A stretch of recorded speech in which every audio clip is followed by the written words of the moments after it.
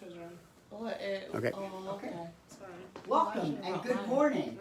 My name is Reverend Vaughan Amaré, and I'm here today with Reverend Michael Amaré.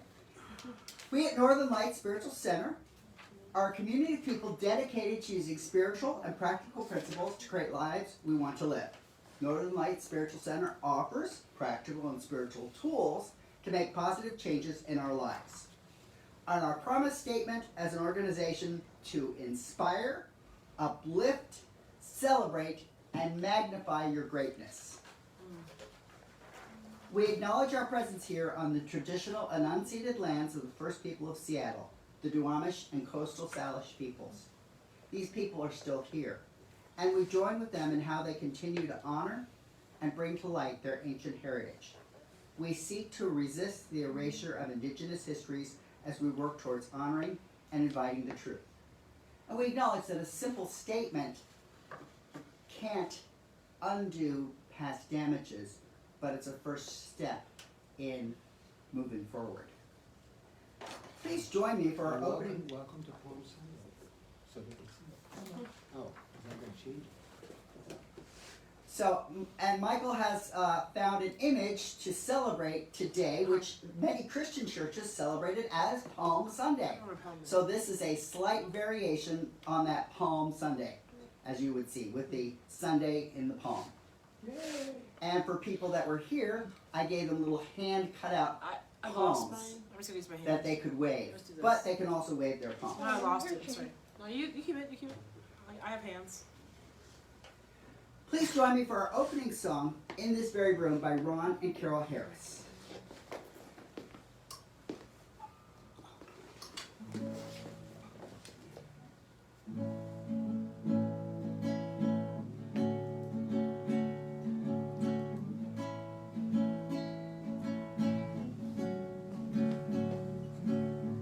In this very room, there's quite enough love for all the world.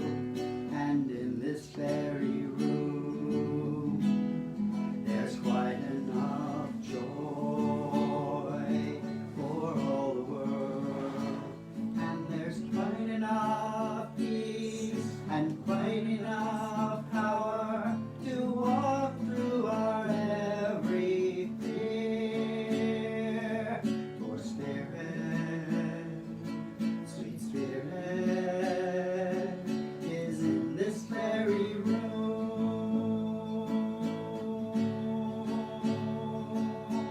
In this very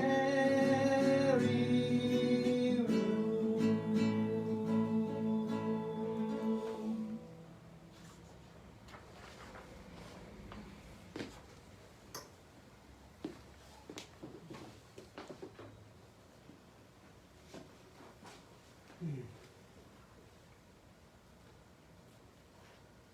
Good morning. And now's the time that we set aside each Sunday for a brief time to center ourselves, ground ourselves, just to let everything go before this moment. Any worries, woes, frustrations, because you know you can always pick them up later. But just to be conscious of being present, just allowing yourself to relax, to become at ease, and to just know that you are one with the divine. And so I'm going to be playing some music. And while you're listening to it, just allow yourself to be part of that music, to let it fill you.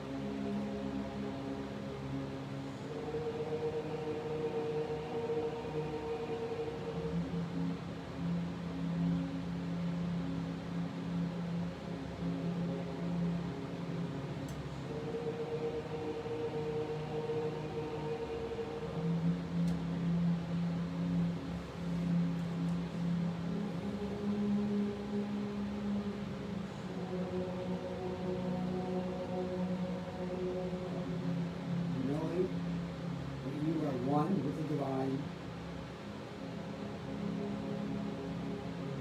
that you are love.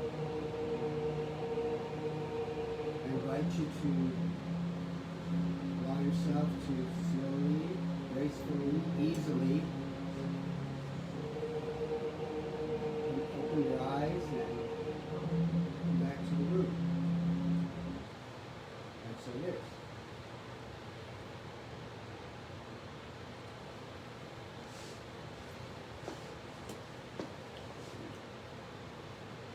The reading for today, for today's topic, which is Journey Beyond Our Comfort Zone, is a letter from Albert Einstein to his daughter, Lisa.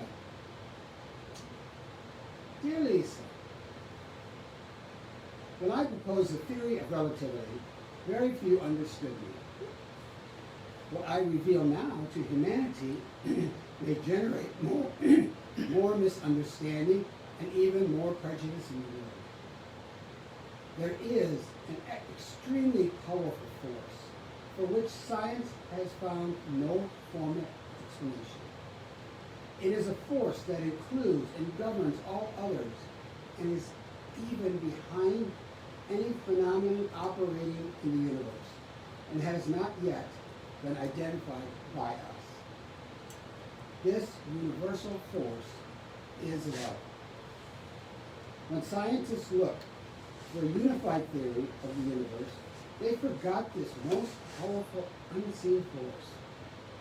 Love is light that enlightens those who give and receive it. Love is gravity because it makes some people feel attracted to others. Love is powerful because it multiplies the best we have and allows humanity not to be extinguished in our blind selfishness. Love unfolds and reveals. For love we live and die. Love is spirit, and spirit is love. This force explains everything and gives meaning to life. This is the variable that we have ignored for too long. Maybe because we are afraid of love, because it is the only energy in the universe that humanity has not learned to drive at will. To give visibly to love. I made a simple substitution in my most famous equation. If instead of E equals mc squared, we accept that energy to heal the world can be obtained through love multiplied by the speed of light squared. We arrive at the conclusion that love is the most powerful force there is because it has no limits. If we want our species to survive, if we are to find meaning in life, if we want to save the world and every sentient being that inhabits it, love is the one and only answer. Perhaps we are not yet ready to make a bomb of love, a device powerful enough to entirely destroy the hate, selfishness, and greed that devastates the planet. However, each individual carries within them a small but powerful generator of love whose energy is waiting to be released. When we learn to give and receive with universal energy, this universal energy, dear Lesia, we will have affirmed that love conquers all, is able to transcend everything and anything, because love is the quintessential. Well, it's quintessence of life. Your father, Albert Einstein. And so it is. No, it doesn't have that. Quintessence. Quintessence. Okay. Said I liked that word yesterday, I couldn't say it. Okay, let's go. So we are at the chant for this month, And the chant, the words are, I create to express God within me. I create to revel in God all around. I create to celebrate God up in heaven. I create to reveal God that is found right here, right now, right here, right now, right here, right now, creating to show how God is.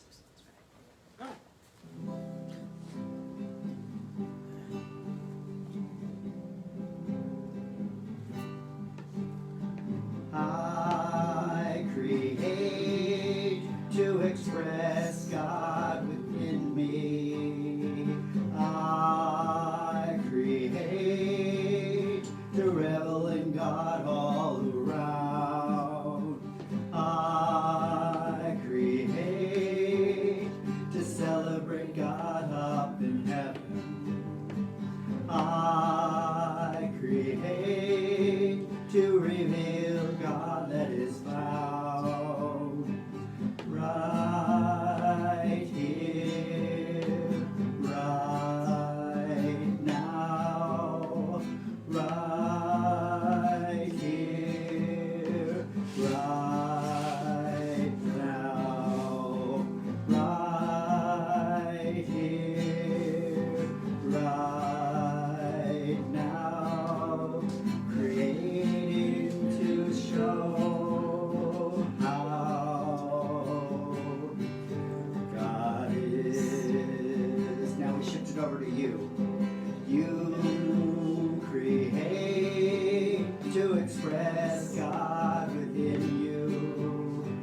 You create to revel in God all around.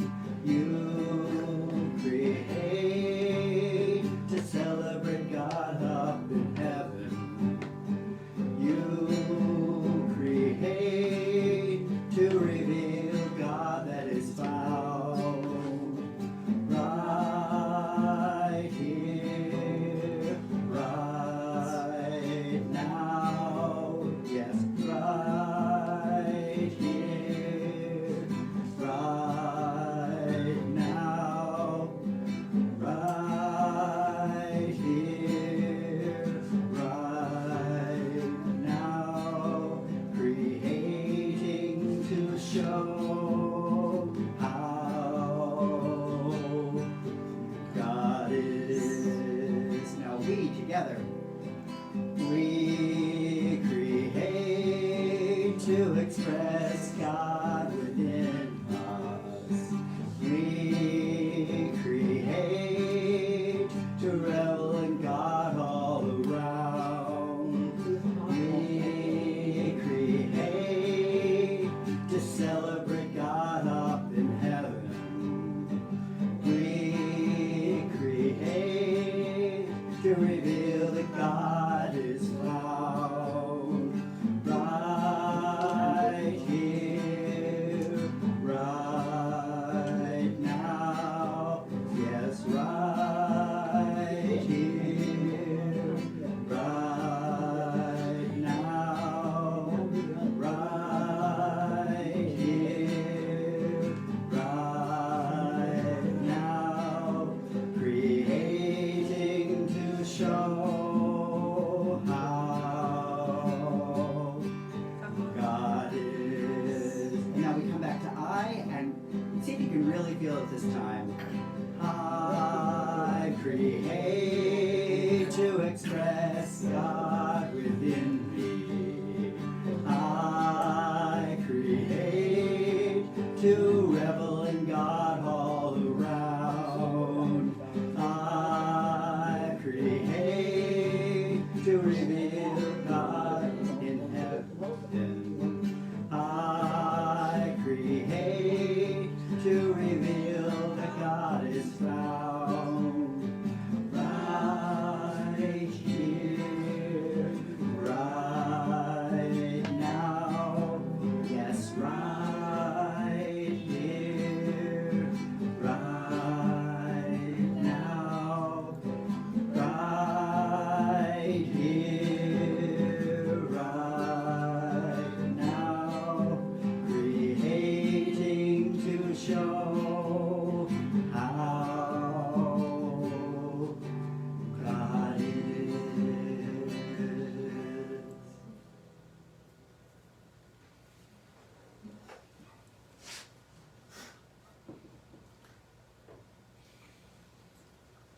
So the song before the talk is a little different today. We are going to take the musical sounds of the singing monks behind us, and I am going to share a prayer, the Bodhisattva prayer for humanity. And this is a prayer that people say the Dalai Lama practices every day.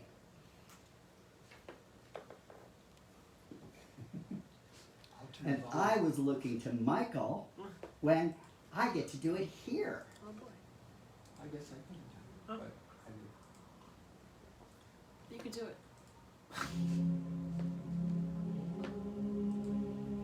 so they can hear you.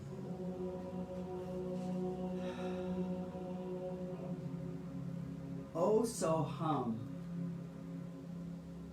I am that which is. I am all of that. I am all of creation.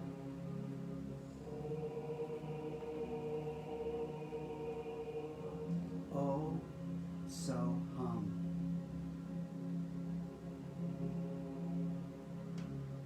May I be a guard for those who need protection, a guide for those on a path, a boat, a raft, a bridge for those who wish to cross the flood. May I be a lamp in the darkness, a resting place for the weary, a healing medicine for all who are sick, a vase of plenty, a tree of miracles, and for the boundless multitudes of living beings, may I bring sustenance and awakening, enduring like the earth and sky, until all beings are freed from sorrow and all are awakened.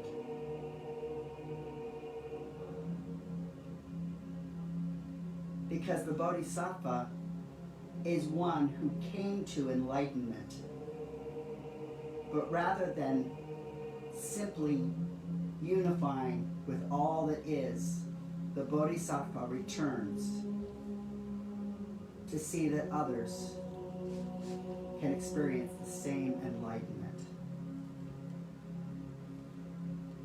And so it is.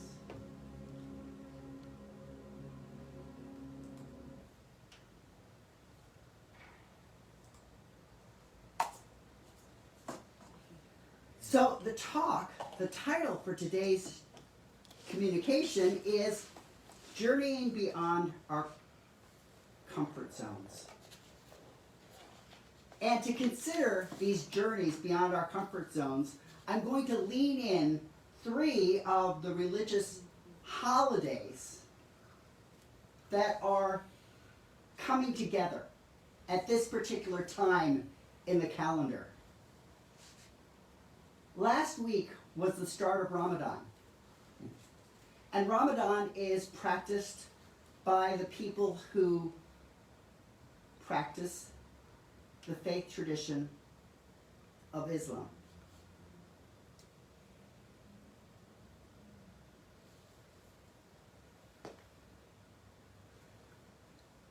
One of the things that it is important to understand about Ramadan is that it is a commemoration of the Prophet Muhammad and the revelation of the Quran to him. It was a month that he was receiving the inspiration from the archangel. And as he received that inspiration, he wrote it all down. And you may or may not know that the Prophet Muhammad, he was not a scholar. His practice, he was a merchant who traveled. And so by taking a month This was a major hit on his business. This was a major hit on his identity.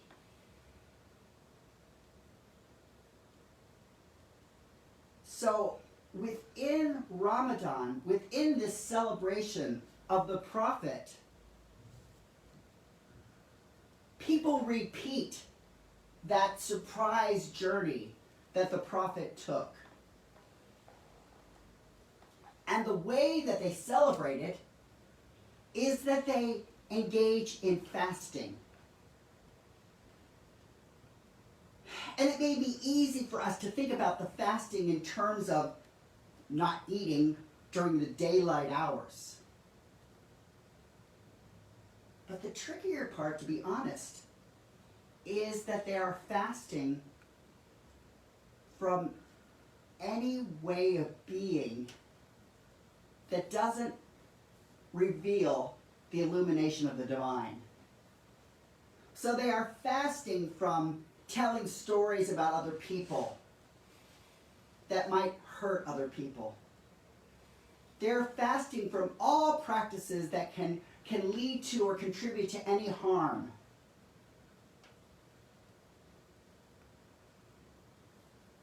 The other thing that we may forget as outsiders to the experience of Ramadan is that before the dawn, they do have a huge meal to carry them through the day. And as sunset comes, they have another big meal to feast, to celebrate. So to the Western Christian orientation, we may not appreciate that this holiday, this Ramadan, is both one of fasting and one of celebration.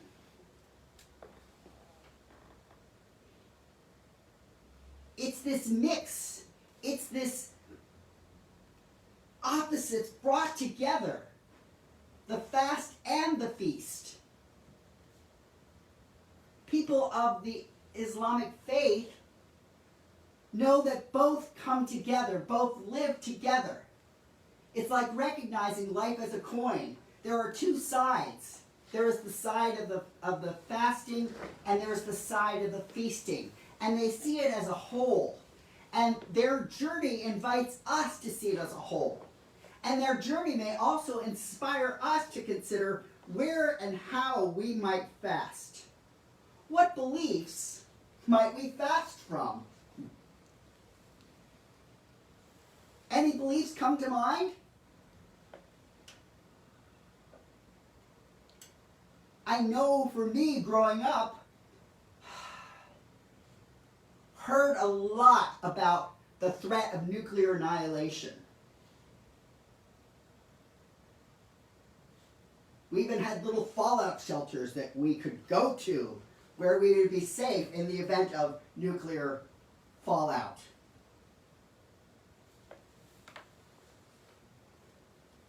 And some of those fears are recurring because people are wondering about President Putin and what kinds of things he is thinking as reasonable for engaging in his wars. Can we take a fast from our prejudices? It was very hard a couple of weeks ago, or it's hard to keep track of the time, but when the senators, the Republican senators, were making inquiries of Justice Jackson Brown. I'd really like to, Jackson Brown, I'd really like her if she was the Chief Justice. Just to ask questions like, are babies born racist? To hold up children's books and to... What is woman? To just present her with absolute nonsense. What is woman? And then the person who asks it, like, she didn't give me a satisfactory answer. What is a brain cell? I would ask that senator. But again, I'm letting on to my own prejudices. It can be so hard to see prejudice and not want to respond at that same level. I remember several years ago, Michelle Obama said, when they go low, can we go high? And I remember during President Obama's tenure as president, there were so many times where he was so kind. He was so respectful in the face of just blatant, deliberate unkindness.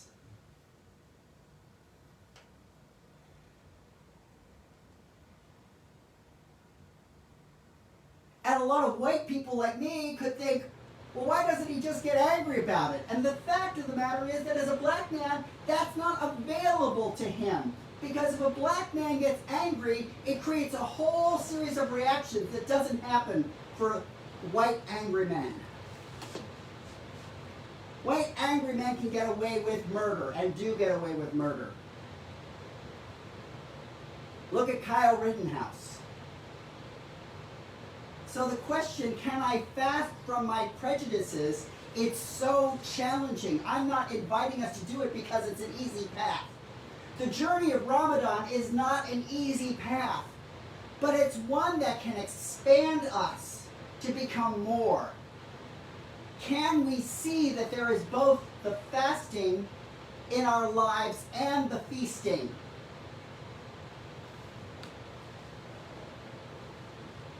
Are we willing to feast?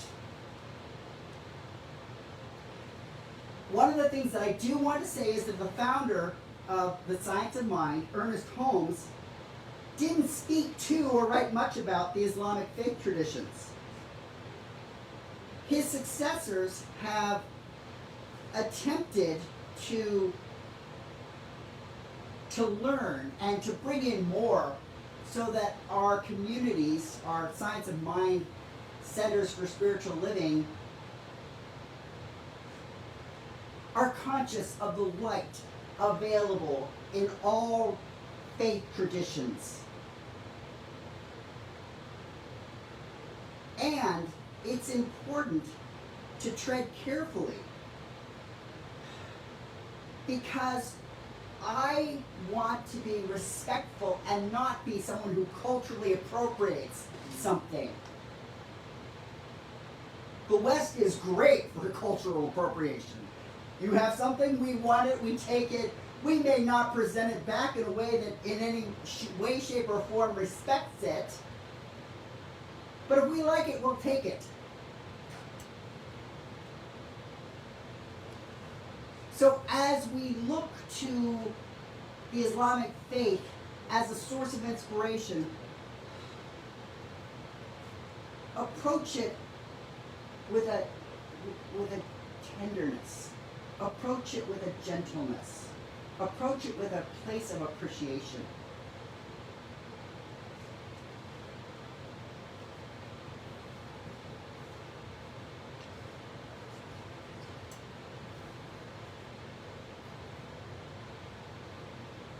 Now, as you may have remembered, when on the opening screen, Michael had a picture of a palm with a ice cream sundae in the hand, as a play on the word Palm Sunday.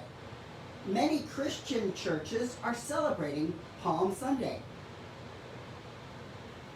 And I don't know that Stephanie was here when I had said that I passed out little pieces of paper with a palm on it so that we could reenact and adjust the culture of waving our palms on Palm Sunday. And the story of Palm Sunday, the people in Jerusalem are gathered together, waving palms, which was a way of saying, wow, someone really important is here. So this person, Jesus, who had been teaching in Israel for several years, was at what people would consider a high point in his career.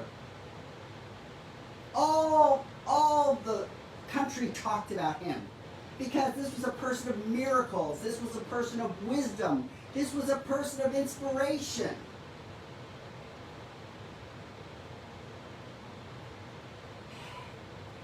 And in the story, Jesus rides into Jerusalem on the back of a donkey.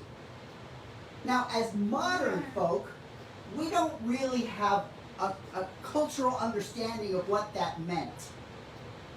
We think, oh, he's riding on a donkey. In those days, the donkey would be the equivalent of the Tesla or the Mercedes-Benz. The donkey wasn't a low-rent, crummy vehicle. The donkey was what kings rode. The donkey was how royalty came forward. The donkey was what the people rode on their way to a peace treaty. The donkey was a symbol of elevation. It wasn't a crummy old ride. It wasn't a happenstance companion like happened in Shrek, the ogre and the donkey who go off on an adventure together. It wasn't an afterthought. The donkey was a significant presence.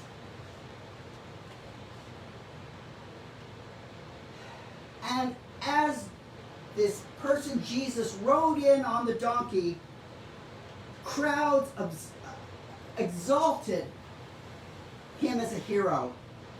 Blessed is the ruler who comes in the name of the divine peace in heaven and glory in the highest heaven. Blessed is the ruler who comes in the name of the divine. Peace in heaven and glory in the highest heaven. And yet, days later, this same crowd is reviling this Jesus as a criminal. So I'd like to step back and look at a couple elements of this story because I think that it speaks to our own journeys. As I noted, donkeys symbolize peace. Modern people see donkeys as work animals carrying heavy loads or as docile creatures for children to ride. But donkeys were for triumphant rulers. How often are we willing to take our journey as triumphant rulers?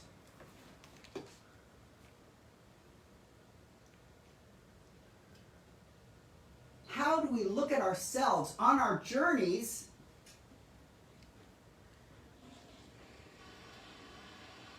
as wondrous?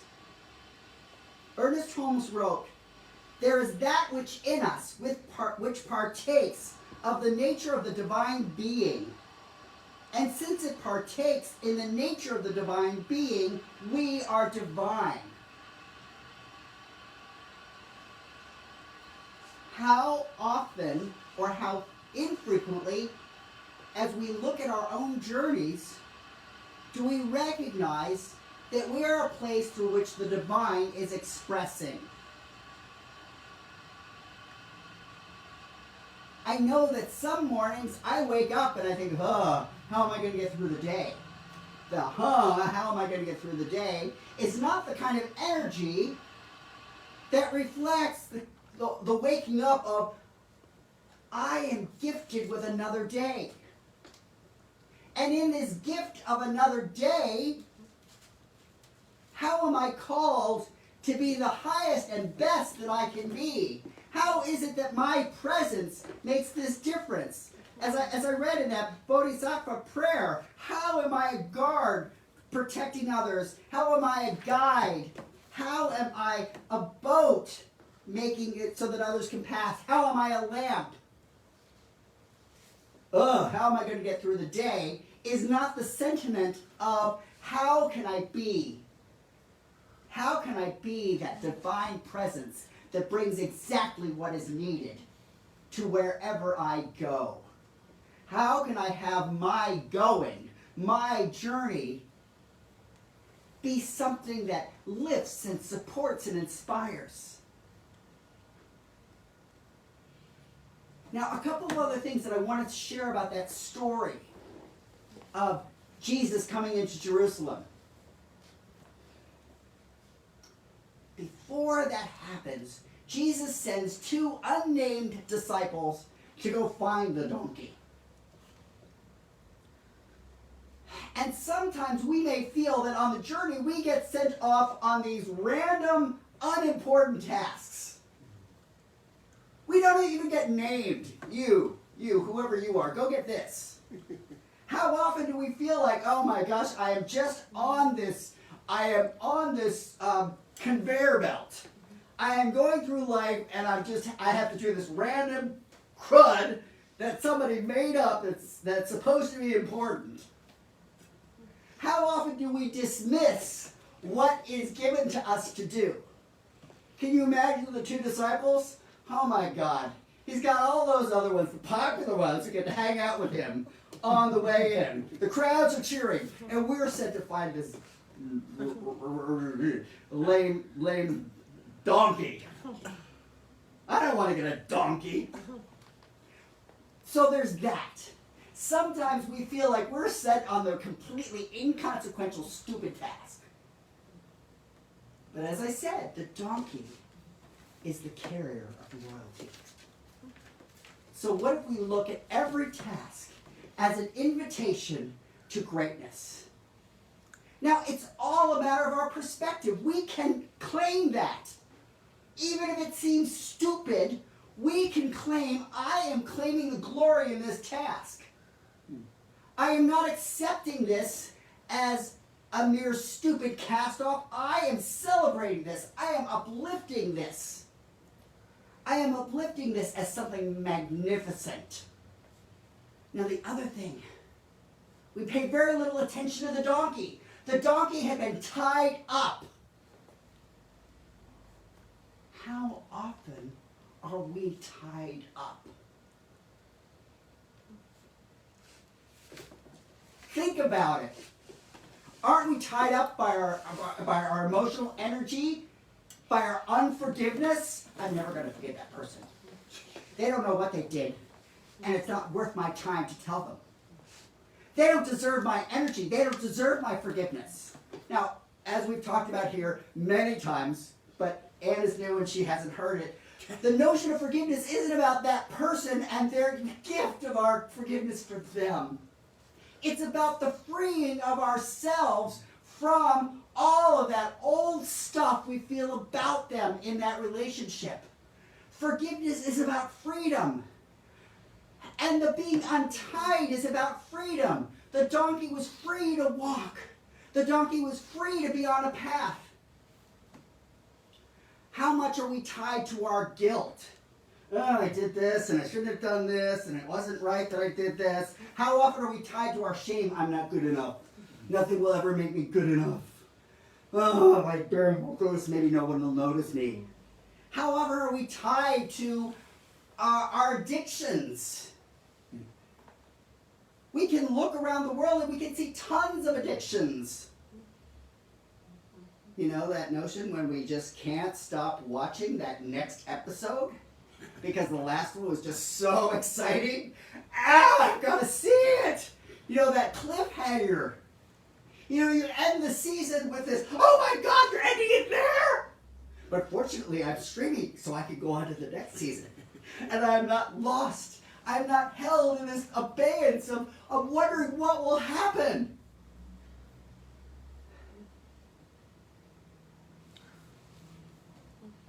How many times are we tied to our phones? Oh my God, we can't let it down. The glow is always on our faces.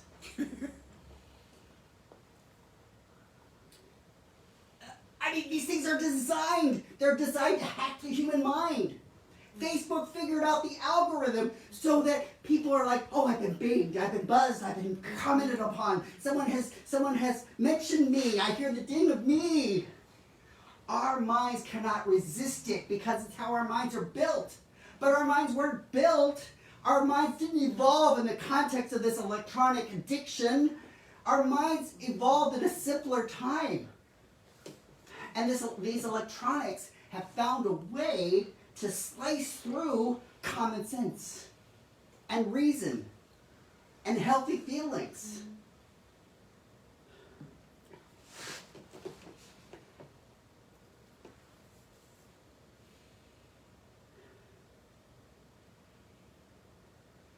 In the story, it's not only this Jesus that is being presented as royalty, he's on the freed donkey. And again, I don't think I've never heard anybody talk about that freed donkey. I've never heard anybody say anything about the donkey. Now, the only ones that would really care probably are like Donkey and Shrek. Eddie Murphy was great Donkey and Shrek. The talk today was supposed to be about dancing with the donkey, and I did look up a video where Eddie Murphy was the donkey and he was doing a whole dance. But then I figured I just couldn't get away with it. But you can look it up for yourselves, donkey dancing, and you will see Eddie Murphy doing the donkey dance. As the donkey, not as Eddie Murphy, the actor. So, the donkey is also about how we can be freed of everything that ties us.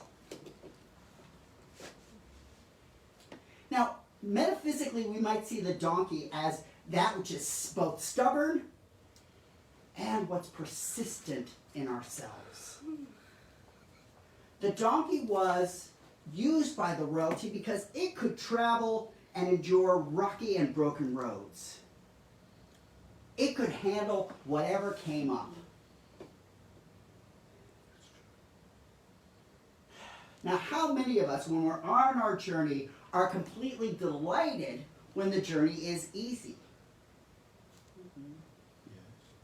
And how many of us complain when the journey presents us with a different thing than what we expected? You know, we get to the airport and the plane is delayed 6 hours. And we know we're going to miss our next flight. And we know that we're going to have to sleep in the airport because we're not going to have enough time to go to a hotel. And even if we did, we'd have an hour to sleep in the hotel. Anyhow, we have lots of times on our journey. We can choose when our journey doesn't take us where we want to go. We get to choose that we embrace all of the journey. That spirit is everything. I want to find this passage. Quote that I had. Spiritual truths can't be restricted in time and space.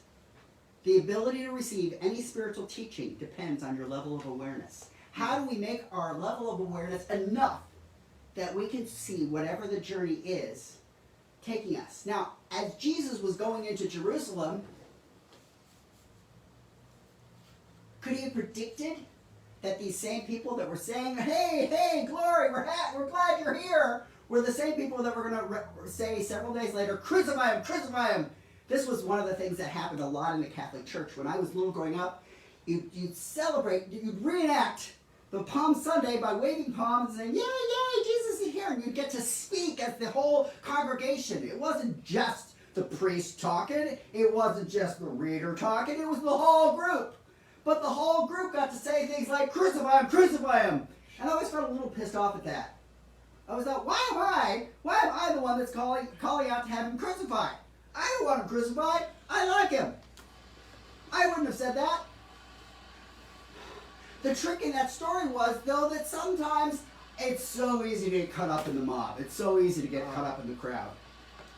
And even that story, it was so prejudiced. It was hugely racist and prejudiced. Because the voice of the people that were like, crucify him, was always listed as the Jews. So it was this completely disrespectful, alienating, racist action. And I'll tell you, my church never said, hey, we're going to be participating in a racist action, and I don't want us to take this away. I want us to take away from this not that the Jews are bad, but that we can be bad. And that we can make stupid decisions. But that was not something I ever heard in church. And in fact, I'd gone back to church, to Catholic churches, and I never heard them make a confessional about that. Make an awareness about that. The fact is that Jesus got his wisdom because Jesus was a Jew. Jesus drew from the Jewish wisdom that had been passed down.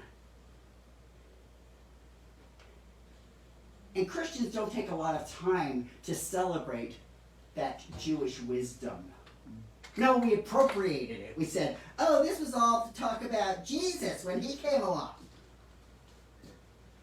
We're dismissive and cruel, but our journey doesn't have to be that. But it's important when we're on our journey to recognize that. So to be able to give thanks for the Jewish tradition that has continued and has lived on in the face of so much prejudice and so much hatred and so much brutality.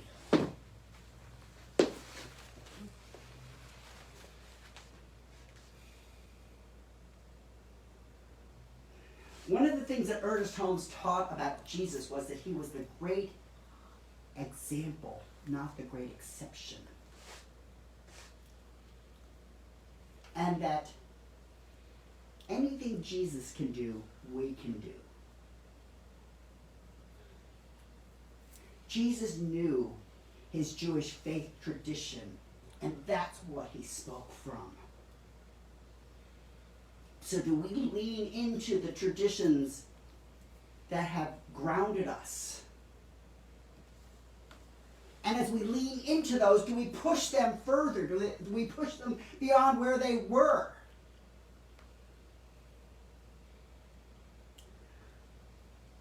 I want to speak to a last piece of journeying, which is this week we are coming on the celebration of Passover.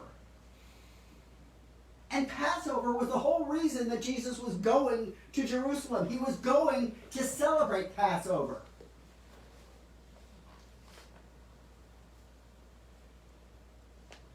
The Jewish faith tradition tells the story of Passover, and Passover is rooted in a longer story. It was years of slavery.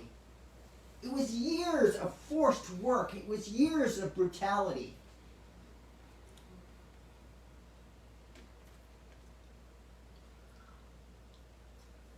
The story of Moses goes back to the murder of Jewish children. And Moses got away because the Pharaoh's daughter found him floating in a basket.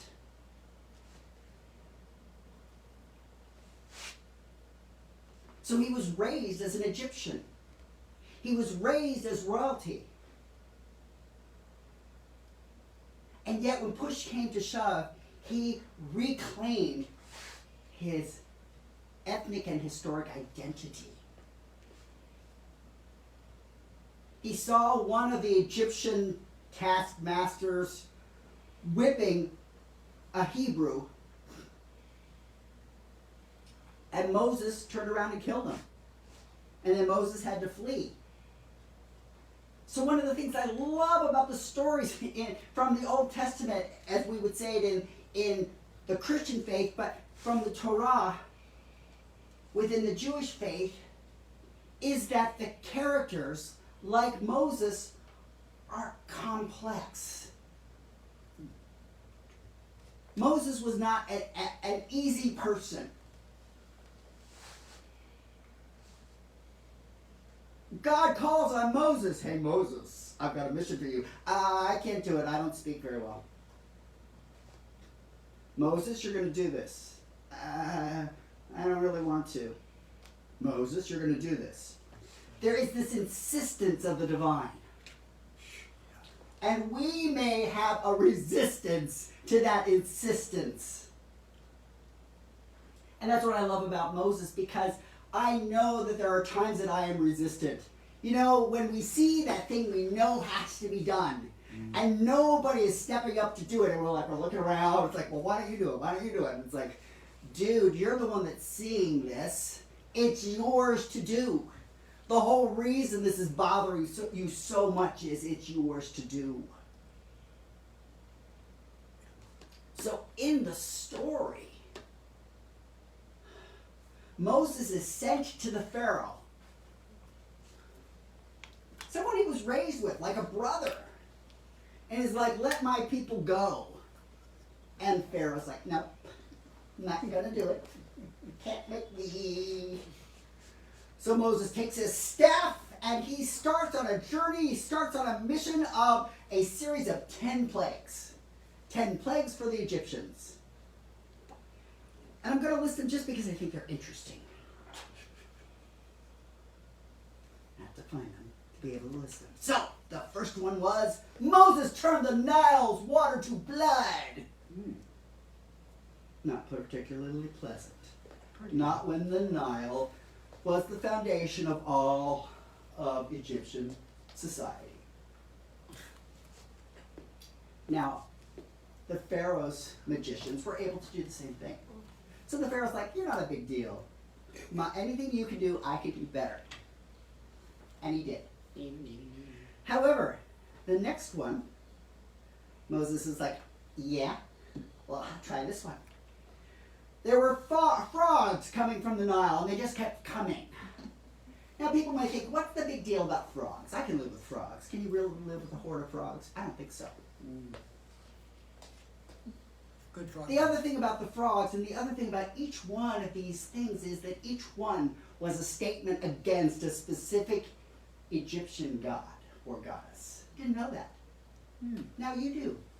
And if you want it, I'll send you the article that kind of runs down the different gods and goddesses that were being implicated or being said, you're not so big as you think you are. So the frogs coming from the Nile, and then there was lice coming from the dust. Now, if we don't like frogs, because we can get around them, even though they're hopping everywhere. Now, the dust is just all lice. I mean, even the word lice. School, you have lice, it's a problem. All that combing, all that Vaseline, all those ways to get rid of lice. It's not pretty. But that's only number 3. And Pharaoh is still not convinced. Lice, big deal, I can live with lice. That's right, because you're royalty. And you've got slaves who are cleaning out your hair. And cleaning out your son's hair, and cleaning out your wife's hair. So then it swarms of flies. I don't know why she swallowed a fly. And then it's the death of livestock. Wah, wah. Which, in an agricultural community like Egypt, was a big deal. The livestock just all dying. Except for those that belong to the Hebrews.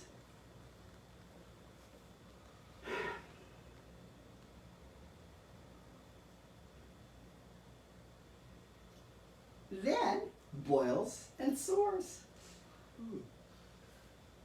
What fun. Are you noticing that escalation in this pattern? I mean, the first one seemed bad enough. The water turning to blood seems bad. But now we've got boils and sores all over our bodies. I mean, think about our adolescence. How many of us loved our pimples, loved our acne? Oh, look, I have another pimple. I'm so happy. I'm so excited. Boils and sores. Not very good. Then, hail. The hail is chunks of a baseball coming down. And when it lands, it ignites.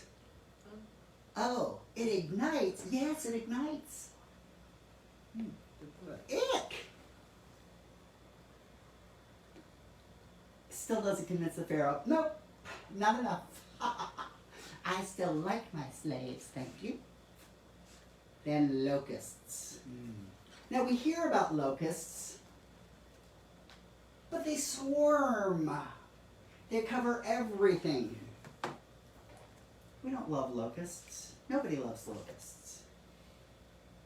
I'm not aware of a locust-loving society organization.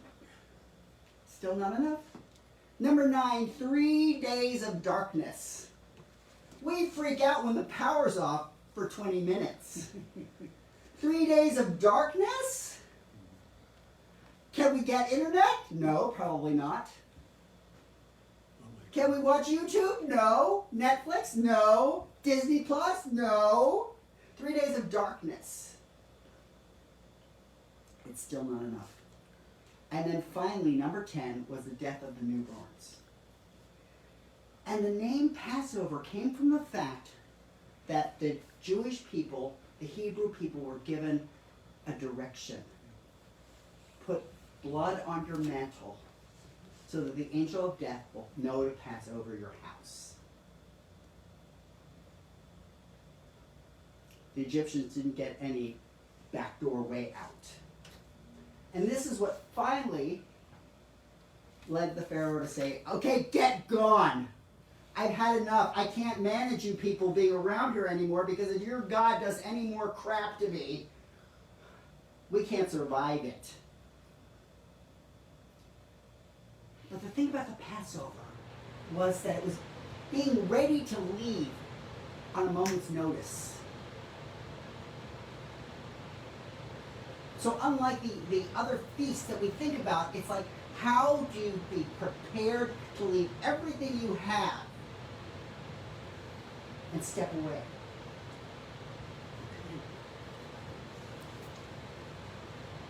In some ways right now this is being reenacted by so many of the families that are fleeing the Ukraine.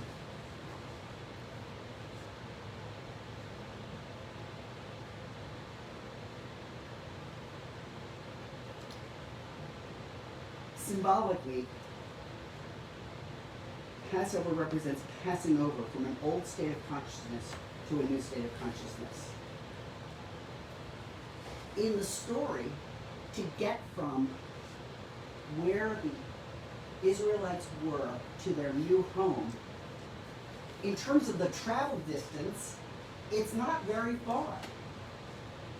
If you had a whole 12 tribes of people wandering around, the distance, they should have really been able to make it in less than a year.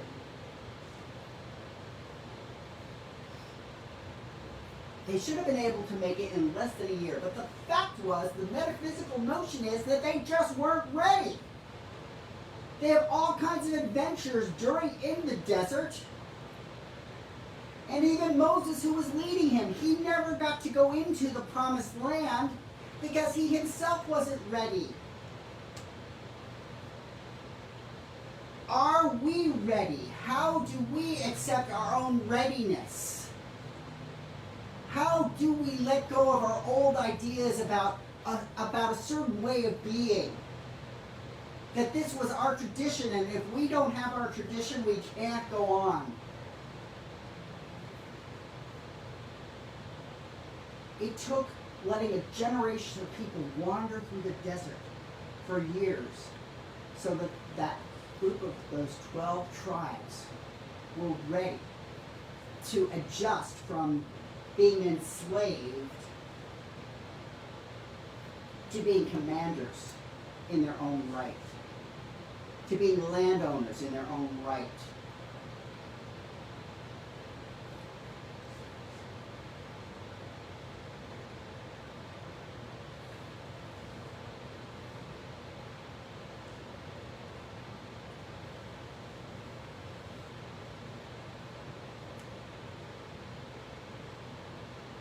How do we resist our own stumbling blocks? How do we resist and overcome all of the pulls, all of those things we're tied to? How do we let Passover? How do we let the angel of death touch things we don't need anymore?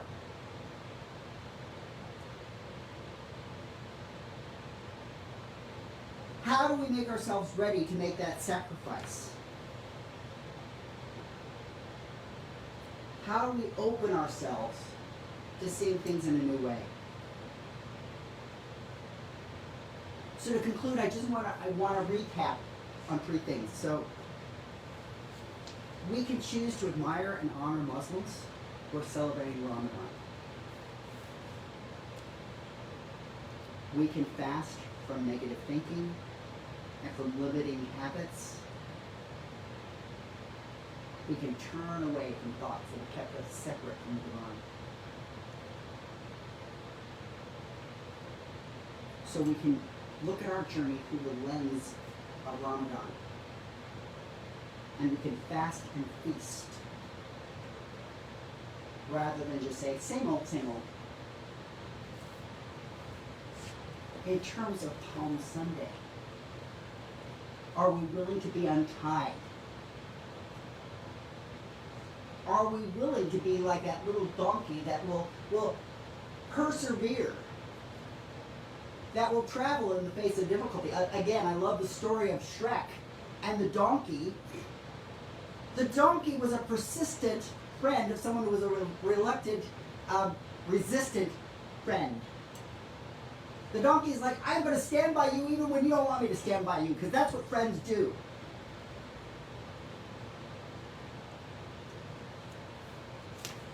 Can we recognize Jesus as the great example rather than the great exception?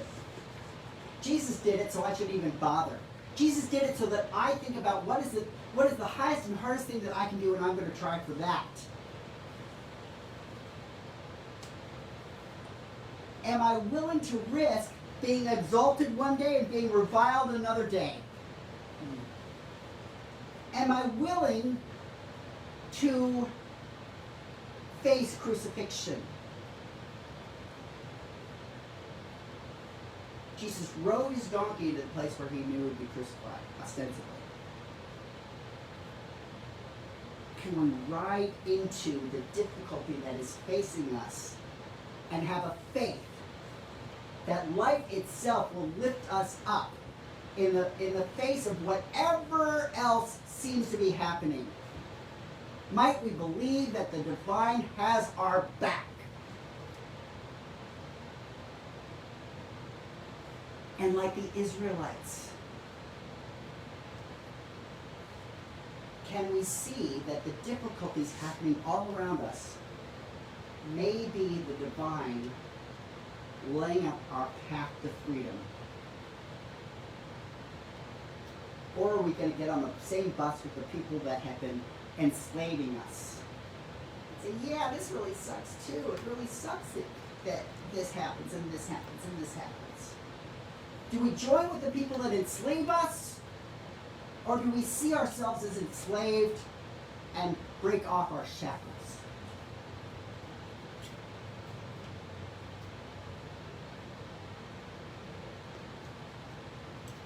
I claim that we don't have to wait a generation for that.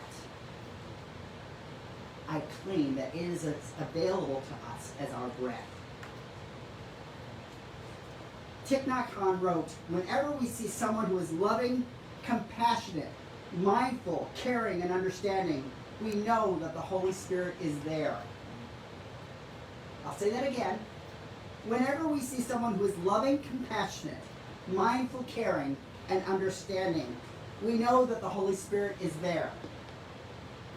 So I have a very easy affirmation today. The Holy Spirit is here as me now. Not too hard. The Holy Spirit is here as me now. The Holy Spirit is here as me now. Enjoy this holy blessing. Enjoy this holy journey. And so it is. Oh. Yes, and I have a song for... As a song in his heart.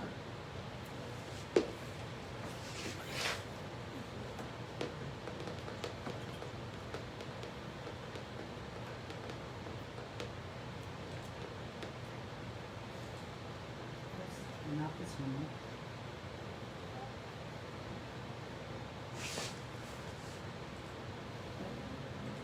No, stop. I want to be.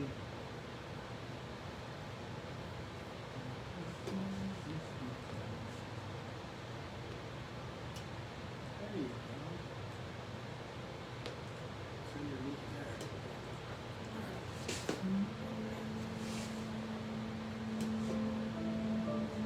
Please enjoy this work by India Ari.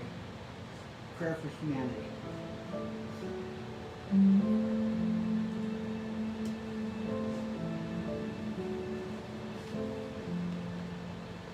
That we can learn what it means to really love ourselves. That we can learn to love our neighbors as we love ourselves. That we can live in harmony, see ourselves as a family. This is my prayer for humanity.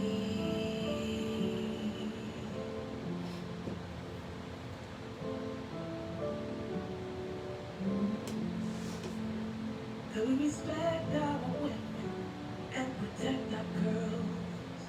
That they feel safe in every corner of the world. That we can live in harmony, see ourselves as a family. This is my prayer for humanity.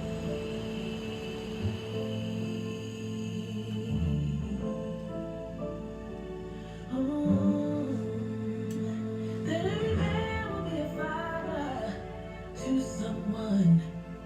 I love every boy as if it were his only son. That we can live in harmony, see ourselves as a family. This is my prayer. This is my prayer for humanity.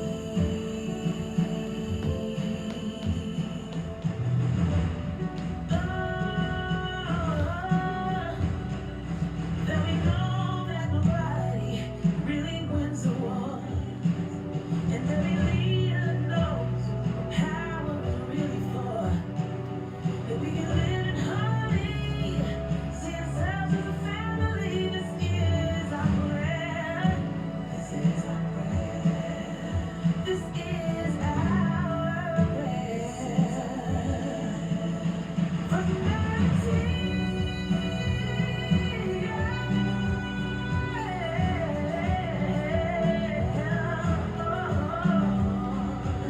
That every man, woman, boy, and girl will hear these words all across the world. That every man, woman, boy, and girl will hear these words all across the world. That every man, woman, boy, and girl will hear these words all across the world. This is my prayer. This is my prayer for humanity.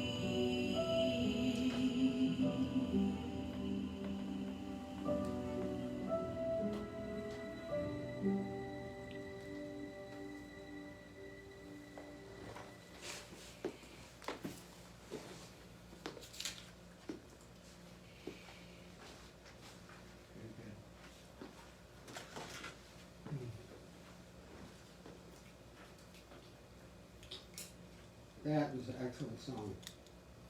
I don't think I've heard that one before. Well, Reverend Vaughan, I want to thank you for the history lesson. There's a lot in there that, well, not a lot, but there's some stuff in there that I didn't know, and growing up, going through Lutheran school for 8 years, you know, we heard the story for 8 years.